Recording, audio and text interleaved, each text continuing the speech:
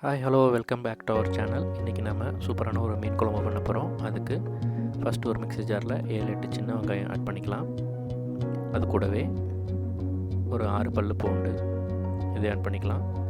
அடுத்ததாக ஒரு table spoon மிளகு இதை ஆட் பண்ணிவிட்டு அடுத்ததாக நம்ம ஜீரகம் ஆட் பண்ணிக்கலாம், ஒரு டேபிள் ஸ்பூன். அடுத்ததாக ஒரு தக்காளி எடுத்து நல்லா கட் பண்ணி வச்சுருக்கேன், அதை ஆட் பண்ணிக்கலாம். இப்போ நெக்ஸ்ட்டு 1.5 டேபிள் ஸ்பூன் மிளகாய்த்தூள் இதையும் ஆட் பண்ணிக்கலாம். அடுத்ததாக 1/2 டேபிள் ஸ்பூன் காஷ்மீரி மிளகாய்த்தூள், இது நல்ல கலர் கொடுக்கும். இப்போது நெக்ஸ்ட்டு மல்லித்தூள், ஒரு டேபிள் ஸ்பூன் மல்லித்தூள். அடுத்ததாக ஒரு 1/4 டேபிள் ஸ்பூன் மஞ்சள் தூள். இப்போது இதில் கொஞ்சமாக உப்பு சேர்த்துக்கலாம்.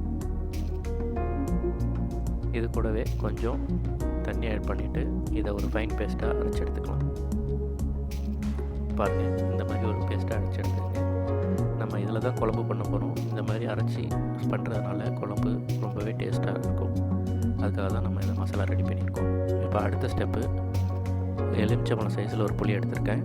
அந்த புளியை தண்ணியில் வச்சு ஒரு 10 நிமிஷம் ஊற வச்சுக்கலாம். நம்ம இன்றைக்கி இந்த அயிலை மீனை வச்சு தான் குழம்பு பண்ண போகிறோம். இது அயிலை மீன், கனங்கழுத்தி மீன் நிறைய பேர் சொல்லுவாங்க. வாங்க இப்போ நம்ம குழம்பு ரெடி பண்ணலாம். அதுக்கு ஒரு பாத்திரத்தை வச்சுட்டு எண்ணெய் கொஞ்சம் ஆட் பண்ணிக்கலாம். மீன் குழம்புக்கு கொஞ்சம் எண்ணெய் அதிகமாக செலவாகும், அப்போ தான் நல்லா டேஸ்ட்டாக இருக்கும். இப்போ அடுத்ததாக இதில் 1/2 டேபிள் ஸ்பூன் கடுகு, 1/2 டேபிள் ஸ்பூன் வெந்தயம், 1/2 டேபிள் ஸ்பூன் ஜீரகம். இது நல்லா பொரியட்டும், நல்லா பொரிஞ்சிக்கிட்டு இருக்கு. இப்போ இதை நல்லா தாளிச்சிடலாம். இந்த மாதிரி நல்லா மிக்ஸ் பண்ணிவிட்டு நான் ஒரு பெரிய ஒரு பல்லாரி வெங்காயத்தை எடுத்து சின்ன சின்னதாக கட் பண்ணி வச்சுருக்கேன். இப்போ இதை அதில் ஆட் பண்ணிடலாம். வெங்காயத்தை ஆட் பண்ணிவிட்டு நல்லா மிக்ஸ் பண்ணிக்கங்க. வெங்காயம் நல்லா பொரியட்டும். வெங்காயம் நல்லா பொரிஞ்சு வரப்போ இது கூட கொஞ்சம் கருவேப்பிலை, 2 பச்சை மிளகாய், கூடவே கொஞ்சம் பூண்டு இதையும் ஆட் பண்ணிவிட்டு நல்லா மிக்ஸ் பண்ணுங்கள். இந்த மாதிரி நல்லா மிக்ஸ் பண்ணிவிட்டு வெங்காயம் நல்லா பொரிஞ்சு ப்ரௌன் கலருக்கு வரட்டும். இப்போ பாருங்கள், இந்த ஸ்டேஜில் கொஞ்சம் உப்பு ஆட் பண்ணிக்கலாம். நம்ம ஏற்கனவே மசாலாவில் கொஞ்சம் உப்பு ஆட் பண்ணியிருக்கோம். இப்போ உப்பு ஆட் பண்ணோன்னா வெங்காயம் சீக்கிரமாக நம்மளுக்கு வெந்து கிடைக்கும். வெங்காயம் நல்லா வந்துருச்சு. இது கூட ஒரு தக்காளி எடுத்து கட் பண்ணி வச்சுருக்கேன். இந்த தக்காளி ஆட் பண்ணிக்கலாம். தக்காளி ஆட் பண்ணி நல்லா மிக்ஸ் பண்ணுங்கள். தக்காளி நல்லா வெந்து நல்லா மசியணும். நல்லா பேஸ்ட்டு போல் ஆனதுக்கப்புறம் நம்ம இதில் அடுத்த மசாலா ஆட் பண்ணலாம். இப்போ தக்காளி நல்லா வேகட்டும். நம்ம அந்த கேப்பில் நம்ம புளியை கரைச்சி எடுத்துக்கலாம். நம்ம ஊற வச்சுருந்த புளியை இதேமாதிரி நல்லா கரைச்சி புளியை எடுத்து நான் செப்பரேட்டாக நம்ம மாற்றி வச்சுக்கலாம்.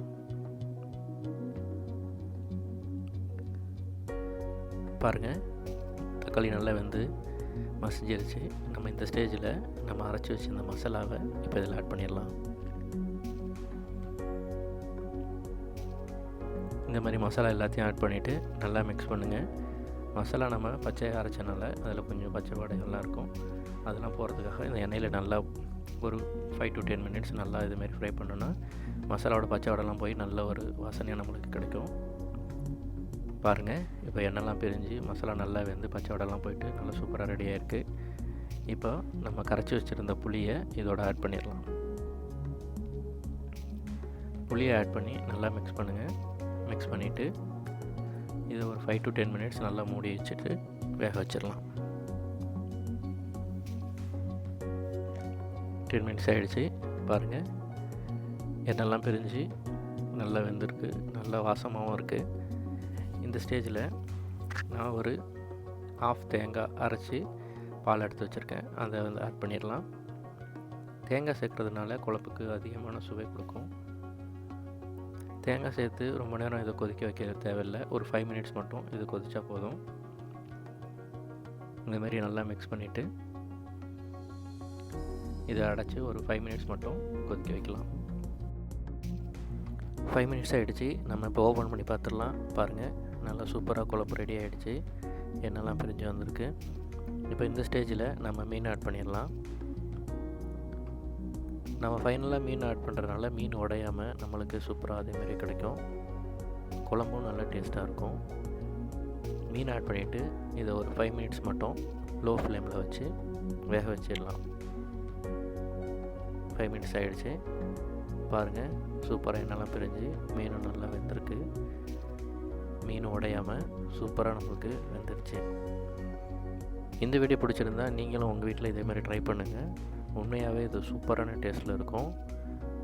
வீடியோ பிடிச்சிருந்தால் லைக் பண்ணுங்கள், ஷேர் பண்ணுங்கள், கமெண்ட் பண்ணுங்கள். மறக்காமல் நம்ம சேனலை சப்ஸ்கிரைப் பண்ணுங்கள். தேங்க்யூ ஃபார் வாட்சிங்.